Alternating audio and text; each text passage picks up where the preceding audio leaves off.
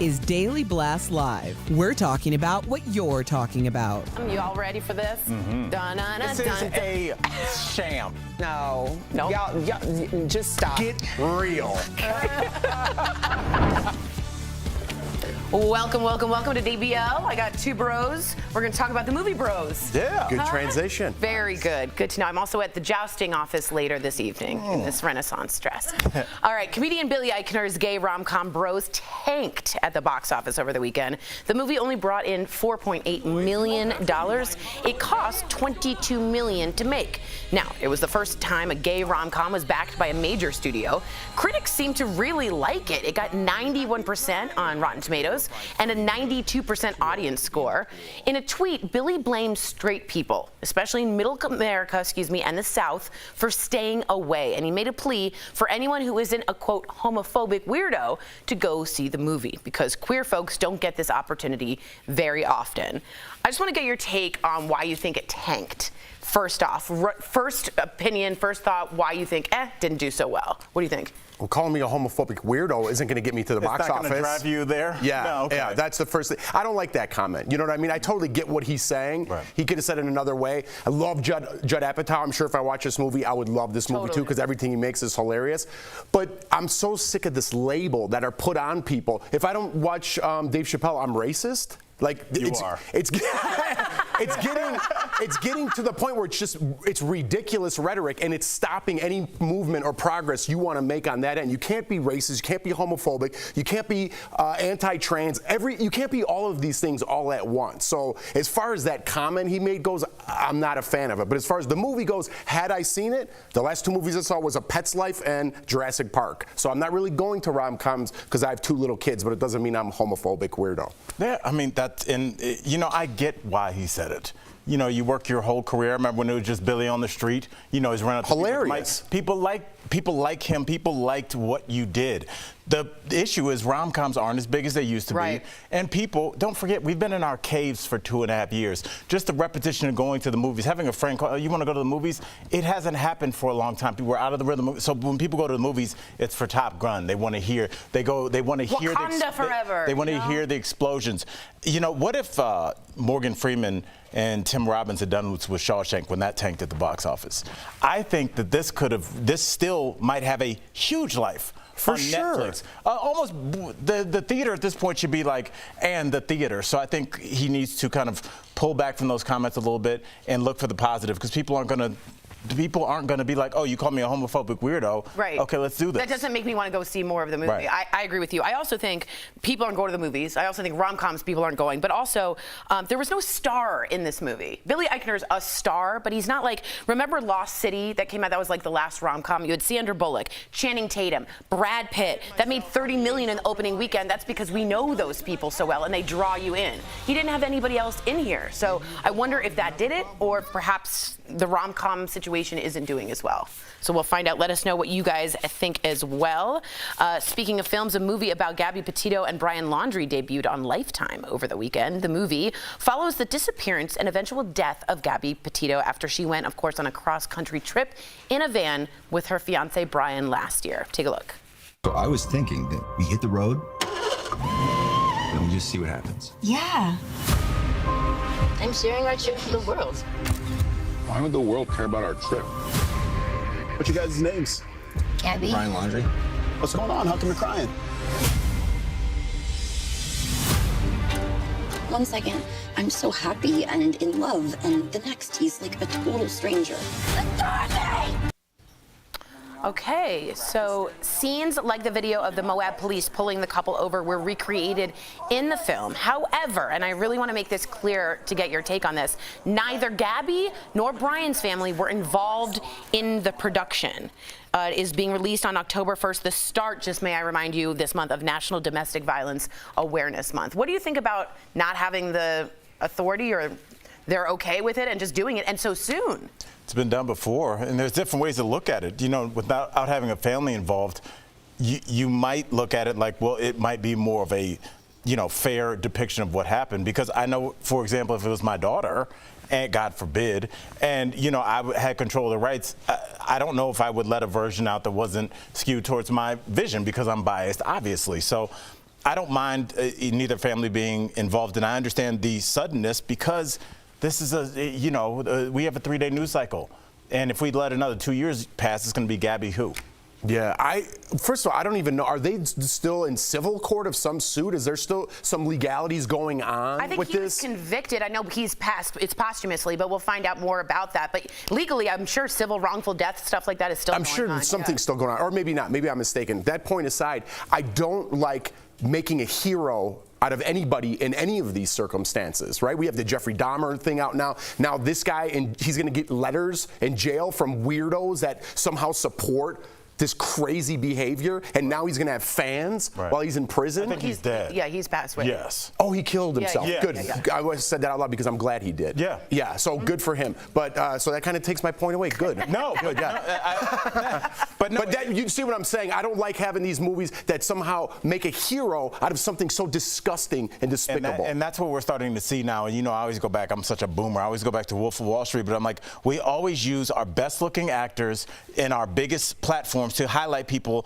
that rip people off. He's a good-looking guy. He's a good salesman, but he ripped a lot of people off. And it's so interesting. If you look like Bernie Madoff, no one says anything. But if you're inventing Anna, hey, let's go call a super famous starlet to play you. And it's a weird thing, but we are kind of reinforcing that if you are attractive, you can commit crimes. Look at the bling ring. Yeah, I watched the Bling Ring, by the way. I agree with you. I think true crime has really put the people who do the violence as stars now. They're the stars. When I go to Netflix, it's like, I'm the killer. I did this. Right, I murdered my mother. I did this. And a lot of them are all alive, right? The school shooters, things like that. A lot of them are alive. So that's the point I'm making. Yeah, sorry. And no, it's fair. Gabby's mom, I just want to give you this, said, quote, "We thought our followers should know a Lifetime movie on Gabby has no connection to the Petito family, nor did they give their approval. Lifetime took it upon themselves to make the movie." Are you going to blame Lifetime, or is that capitalism for you? Is that just fair game because it's what happened? I think it's fair game in terms of its Lifetime's version of what happened. Yeah. I mean, we do have a police timeline, so if they stuck to that, I don't think they're going to be taking a lot of creative liberties in this, except for the conversation. But we can kind of follow their path because they did record a lot. Yeah, true. I don't know. It makes me very uncomfortable. To me, I get what you said about it being, if we did it later, no one would remember. Too uncomfortable to watch? Very much so. And also too soon. I know a lot of people on Twitter. Did you watch Jeffrey Dahmer? No. Will you watch it? No. And I'm someone that really likes true crime, but I'm trying not to elevate those people. I'm trying to refocus my life into more positive things. I don't need to see that. You know what I mean? I agree. But for some people, they enjoy it. Let us know What's America's obsession and appetite for shows like this? So if you have that, if you know America does have that appetite and you're trying to make a buck, it's fair game, right? I don't support it. You but do. You have to feed the machine. You have to feed it, and there is an audience for this. So the question is Jeff Studios going to feed it or not? I know. Because you'll go pitch 10 movies, and they'll say, "Get out of my face," and you're like, "Well, there's this one guy that killed his girlfriend." And they're like, "I'm listening." And somebody else will if you don't. Absolutely. Like, so I don't support it, but I guess in the business sense, I do understand. Yeah, morally, it's just to me wrong. But let's see what you guys think. Morals don't get ratings. Morals don't give me money. Coming up on DBL, lifestyle and beauty expert Kim Douglas talks about how to brighten up your life and feel your best. Plus, the Me Too movement took over Hollywood 5 years ago. But what really happened to the men who got canceled?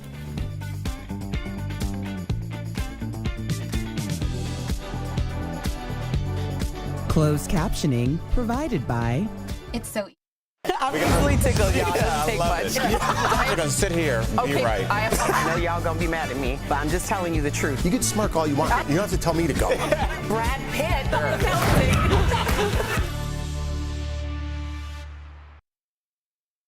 Be good discussion points, but Interesting. what do you guys? Yeah. I mean, this is where I'm not going to step on anything I'm going to say, but I don't even know what I'm going to say. But like this weekend, I was talking to one of my best friends about what is what does canceling even do anymore? Like it doesn't. He said, what comic has been canceled that you never heard from before? Heard from again? And I said Kramer. Chris D'Elia. No, he's back. Is he? Yeah, he's kind of interested. He's like at the Comedy Store and He stuff? was never huge. Well, he was on Whitney. He was. He was big though. He wasn't. You're right. Okay. Comedy Store regular. He was on Whitney. But he never came back. Big star. Yeah. Whereas who'd you mention? Michael Richards, yes. he never, but he never was the first, and his was just so, And he you was- couldn't talk around it. It was just like, but he was the first. If he was the 40th, Because if he was the 40th guy that did that, like before and then, cancel you know, he had so much love from Seinfeld, he could have probably needed to get a PR team to figure out how to spin it. Because it's been enough years, he could have come back, but That was the he's first gone. like camera catching him. Remember that? Yeah. There was the difference was there was a camera there, and I remember I thought he said one thing and it was like uncomfortable, and then he kept going and going, and the guy got up. Remember, walked out and was like, "What are you doing?" It was terrible. Yeah, it was But I guess the debate is like, who gets to be uncanceled, who gets to stay canceled, and why? yeah. Discuss. Yeah. The Prince of Tides is neither about princes nor tides. Discuss. Linda Richmond. Yeah. Have some coffee. Has anybody Yeah. been uncanceled in your opinion? I think Chrissy Teigen. Chrissy Teigen kind of got Good call. That's my go-to for this one. Good. She got uncanceled. Louis C.K. seems to be fine with his people, but Yeah. He's still canceled in my opinion. Tori, do you think it has a lot to do with her going so?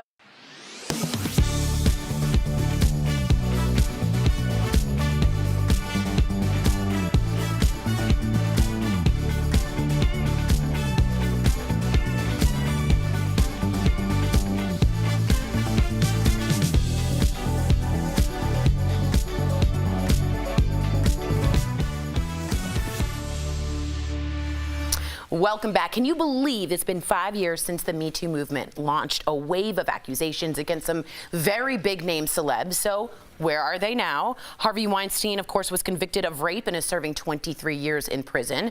Kevin Spacey was recast in a film and was kicked off House of Cards. He's currently facing sexual assault charges in the UK. Matt Lauer lost his Today Show gig after being accused of inappropriate sexual behavior in the workplace.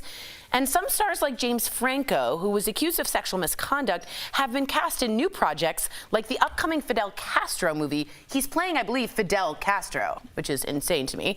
And Louis C.K. won a Grammy and is set to play Madison Square Garden next year after he admitted to making inappropriate sexual advances to women.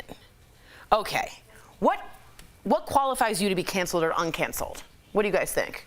I think to be canceled, you need the support, at least your financial support of a network, right? You need the machine behind you. And if the machine is no longer with you, right, then that's how you get canceled. Now, if it's upon you to bring your core audience, whether it be on YouTube or social media or arenas, and bring them together on your own, then you can't be canceled. But if you rely on the machine for your paycheck, they ultimately own you, and they decide whether you come back or you don't. That's, in my opinion, how you get canceled or uncanceled. So if you have independent fan group base, you really can't be touched. If you have 10 million followers, and that's some of these people have 100 million. If you have 10 million followers, you're going to be okay. Right. Whether you just do your own podcast, you sell out shows, whether it be comedy or you're talking and telling your side of the story, and you're selling tickets, you could still make it on your own. But when you rely on that machine to promote your movie, to back you up when you said something wrong, if they turn your back on you, you're done. You're done. That's a great point, because as you were talking, Jeff, I was thinking about Alex Jones.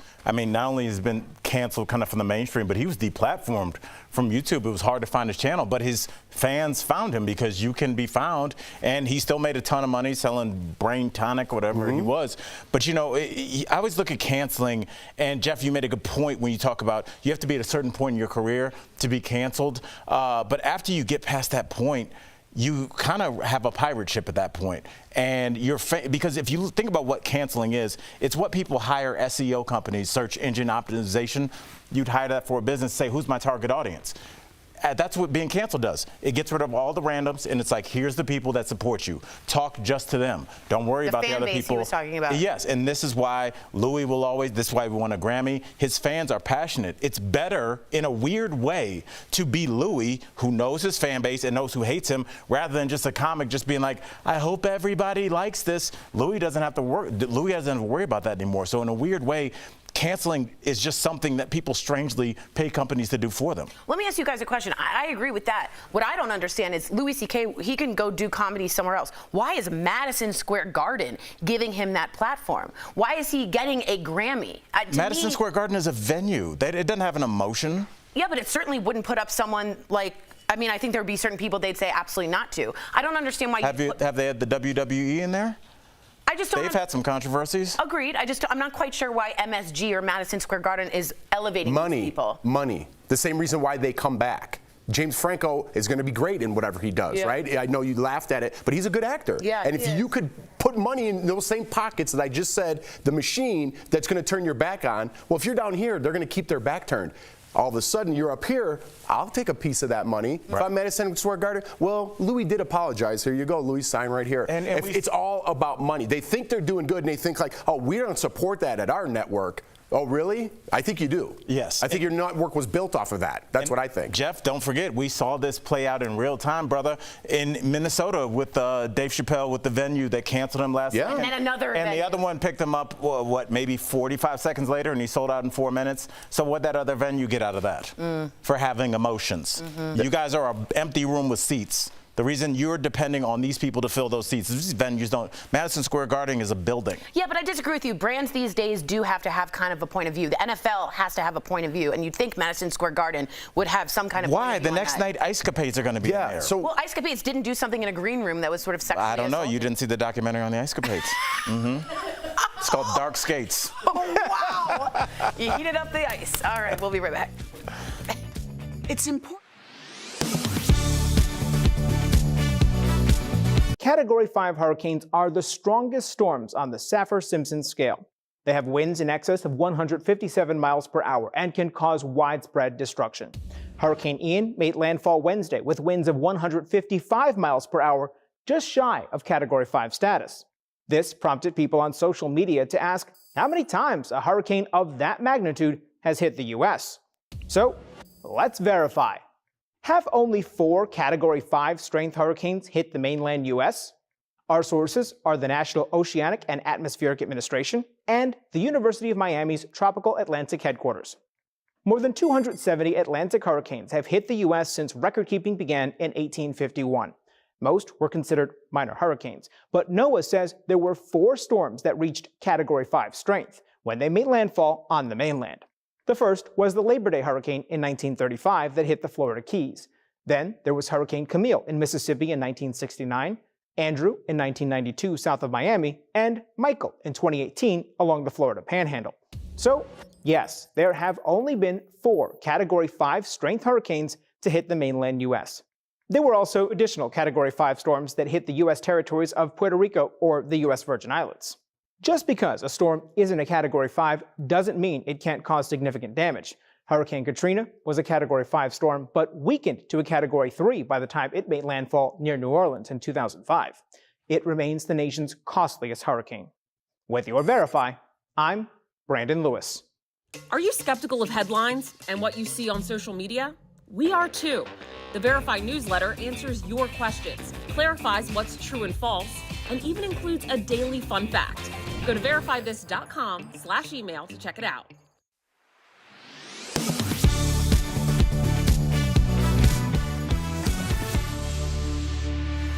Welcome back to DBL. Are you ready to brighten up your life? Of course you are. We're going to make it super easy for you because we sat down with Hollywood's favorite and our favorite lifestyle and beauty expert, Kim Douglas, to brighten us all up. Take a look. Kim, not only do you have a beautiful life, you're beautiful yourself, and you have a beautiful home. And we have pictures to prove it. So, Kim, what do you do to keep it light and bright in your home? Oh, that is beautiful. Stunning. Okay.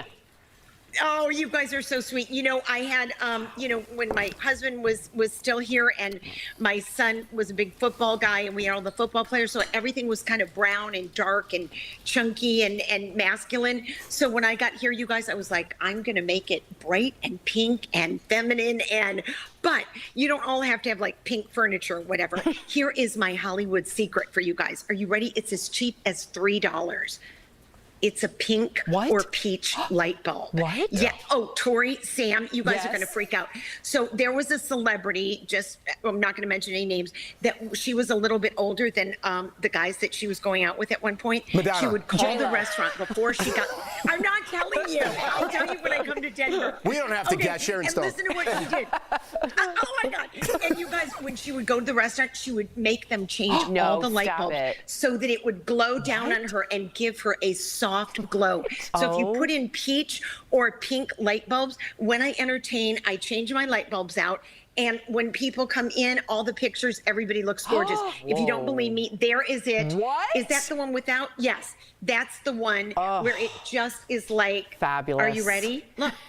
I mean, just everybody has a softer glow. And it's $3. Okay, I'm Go in. get a peach or pink light bulb. Everybody, yeah, and, and she had the glass of rosé. Perfect. Okay. Kim, you are preaching to the choir right now. I need to know all about decor. So you guys know you had me on so graciously, and we talked about my battle with cancer. So I definitely made it my research to find out anything that was toxic in my home, Al. So do you believe that you're I can imagine. Do you believe that any of your candles, you guys, can be very, very toxic? Yep. So what I suggest is putting a ton of plants. You can see behind me I have plants. I have plants all over here. And plants, according to a recent study from NASA, it takes out 95% of the toxins in the air. I told Jeff to do that because Kim, he has fake plants. I said, Jeffrey, put the real plants in there because they will detoxify your areas. Jeffrey, you know who told me? Oh my gosh. One day, you guys, Kris Jenner came over to my house and she loved everything, blah, blah. And then she made a beeline for a fake plant and she said, no fake plants. True. Wow. That was it. Well, so we can't, Jeff. I don't know why, but we can't. Now, the next thing is, you guys, candles. Do you know that a lot of the candles that we buy that have all that great smell and everything, many of them are toxic. So guess what I did, you guys? And I have one for each of you. I made my own candle. It's called the Hope Candle. Yay! I give, of course, a portion of the proceeds to cancer research. But here's the thing, you guys. It's soy wax. It's a cotton wick. And it is only scented with essential oils. You do not want that fragrance going through your home, you guys. It's toxic. Yeah, that's You're smart. breathing That's it in. smart. It's like, it's worse than secondhand smoke, Tori. That's good to know. Like, too. are you kidding? First it's of terrible. all, I love your face and I love your personality. I love seeing you, but I want to talk about, we have 30 seconds brightening your skin. I have dark spots all over. I look like a Dalmatian. No, you How don't. do we get No, you do not. bright-eyed and bushy-tailed like you, my love? Yeah, please share your tricks. Yeah. You know what? Stop, go on. But you never, ever look bad. I mean it. This is, you know, I love to bring you my favorite products. Yeah. This is the tiniest and the thinnest skin under our eyes. It's transparent. You need to go to Target or Ulta and get, it's called Eye Opener. And what it does is it brightens. It's got a metal detector, a metal applicator.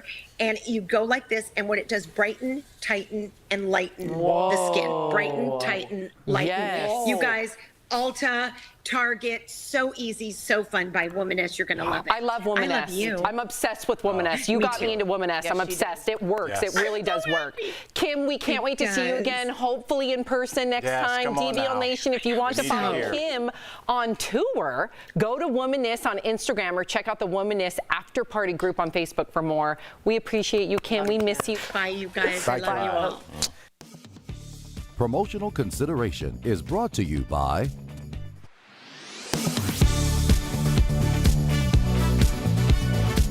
Border security a major issue on the debate stage. Governor Abbott attacked O'Rourke early. Beto just wants to perpetuate the open border policies and mischaracterize exactly what's going on. Our source is Beto O'Rourke's own campaign website. O'Rourke has a plan that includes investing in border enforcement that actually works. He also supports more legal pathways to citizenship and a guest worker program. So we can verify Abbott's claim is false. O'Rourke does not support open borders. O'Rourke accused the governor of policy failures at the border, including Operation Lone Star. Numbers are in. We're seeing not fewer but more engagements at our border. When the governor spent $4 billion of our tax dollars on what has turned out to be political theater for his political career, he promised us that it would deter people from coming to this country. We've only seen more people come. Our sources here, the governor's office and CBP. Per the governor, he's invested $4 billion in Operation Lone Star, and CBP confirms border crossings are higher this year than previous years dating back to 2019. So we can verify O'Rourke's claim is true. Abbott also claimed there was, quote, a record amount of fentanyl coming across our border. Texas law enforcement has seized enough fentanyl to kill every man, woman, and child in the entire country. Our source here is CBP data. CBP reports seizing more than 12,900 pounds of fentanyl this fiscal year. That's a new record compared to just 2,800 pounds in 2019. We can verify that is true. How many people it could kill is not verifiable.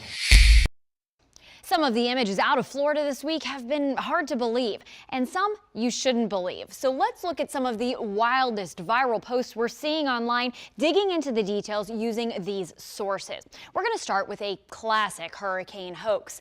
Pictures like this one, this tweet showing a shark on a highway, or so it says. It's gotten nearly 45,000 retweets, 477,000 likes, and that's just this time around. Turns out that this is the same photo that was shared during at least 3 previous major hurricanes. But it turns out it's actually from a 2005 issue of Africa Geographic magazine. This photo spread right here, edited to look like it actually happened on an interstate.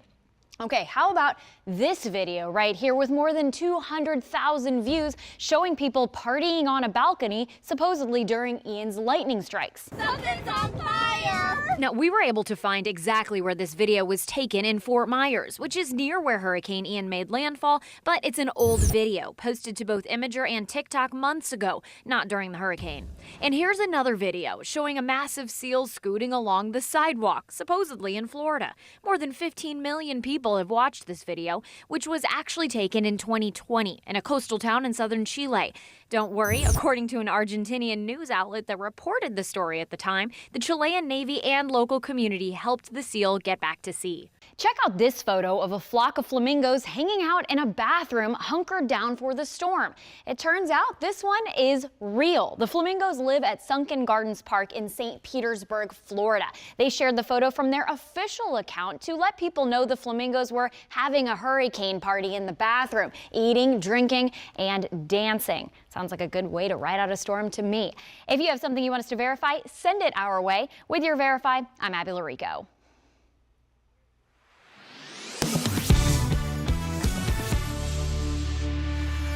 Welcome back. There are many ways to help your joints and muscles feel better, but have you heard about hydrotherapy exercise? It's time for some joint and muscle support brought to you by Omega XL.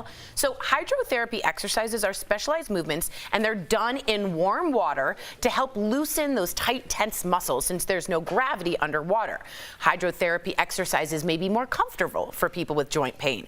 Omega XL has improved the lives of millions of consumers, supported by 30 years of clinical research. Omega XL's powerful and proven benefits have transformed the lives of athletes, celebrities, and dedicated daily users. Call 1-800-686-5325 or visit omegaxl.com for more information. Whew. I tried doing water aerobics. I know. I was you got nothing? I didn't see that. I tried doing water aerobics at, my family took me on a vacation. I'm like, this is going to be so easy. Almost threw up in the water. It's really hard. It's incredibly hard. Yes. It's incredibly hard. Quite a visual to paint for our viewers before they leave. Anytime. Yes. DBL's New Every Day. We'll see you same time. Words. Same place. Almost so close.